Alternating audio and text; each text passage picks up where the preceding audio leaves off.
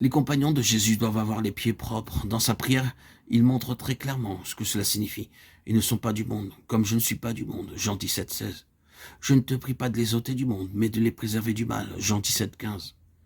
Les compagnons de Jésus sont ceux dont les pieds sont symboliquement séparés et purifiés du monde. Ce monde est sous une malédiction, sous le jugement de Dieu. C'est un monde mauvais. Le Seigneur ne désire pas que ses compagnons soient emprisonnés par lui.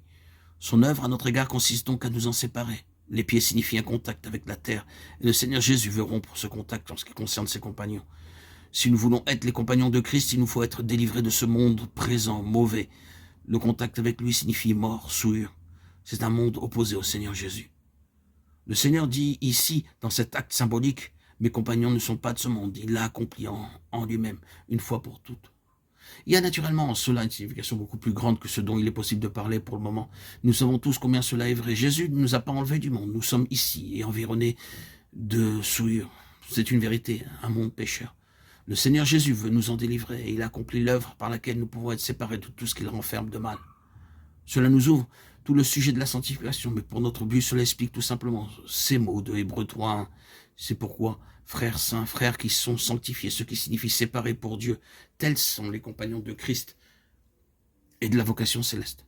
Mais le Seigneur Jésus a aussi institué un ministère pour ses compagnons. Il a dit, je vous ai donné un exemple afin que vous fassiez comme je vous ai fait. Jean 13, 15. Et il dit en d'autres termes, il faut vous aider l'un l'autre à rester purs de l'esprit de ce monde. Les mots qui expliquent cela sont frères. Si un homme vient être surpris en quelque faute, vous qui avez l'esprit, redressez-le dans un esprit de douceur. Galates 6, 1. L'humilité de Jésus dans cet acte au forcé Pierre. Toi, le Seigneur, est maître, te mettre à genoux pour me laver les pieds. Je ne puis penser à cela, je ne puis pas le permettre. Je ne puis pas te permettre de t'humilier de cette manière. Vous qui avez l'esprit, redressez-le dans un esprit de douceur, d'humilité. Vous et moi, nous devons apprendre cela davantage. C'est un ministère spirituel qui est très nécessaire. Il y a des groupes de chrétiens dans ce monde qui pratiquent cela littéralement et ont une part dans ce service qui consiste à se laver les pieds les uns aux autres. Nous ne discuterons pas et ne chercherons pas s'ils ont tort ou raison. Je pense cependant que l'on peut laver les pieds de quelqu'un littéralement sans le faire spirituellement. On peut laver littéralement les pieds de quelqu'un et s'en aller ensuite parler de ses fautes et de ses faiblesses à une autre personne. Je pense que nous sommes trop souvent accoutumés à montrer la boue qui se trouve sur les pieds de quelqu'un au lieu de l'enlever.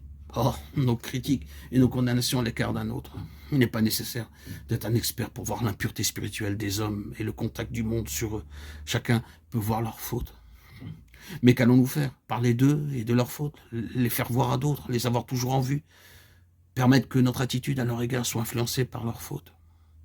Si nous lisons sérieusement les évangiles, nous verrons que les disciples avaient beaucoup de boue sur leurs pieds. Ils se querellaient afin de savoir lequel d'entre eux serait le plus grand dans le royaume des cieux, et s'efforcer d'arriver à la première place.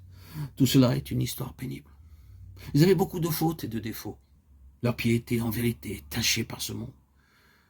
Mais que nous est-il dit ici de l'attitude de Jésus?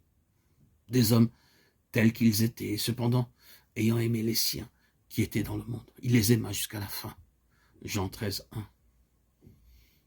Et pour prouver son amour, il s'humilia, enleva le vêtement de sa gloire et prit la forme d'un esclave. Il se ceignit d'un linge, le symbole du service humble. Il ne dit pas « Oh, combien de boue vous avez sur vos pieds !» Il l'enleva. Il dit ensuite « Je vous ai donné un exemple afin que vous fassiez comme je vous ai fait. » Jean 13, 15. Vous êtes prêtres devant Dieu. Prenez l'eau de la cuve et lavez-vous les pieds l'un à l'autre. Vous ne pouvez être que de cette manière les compagnons du lieu saint de la vocation céleste. Avons-nous remarqué qu'il y a une bénédiction attachée à cet acte? Elle se trouve au verset 17e.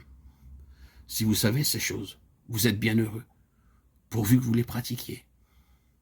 Il y a donc une bénédiction sur ce fait de nous laver les pieds les uns aux autres.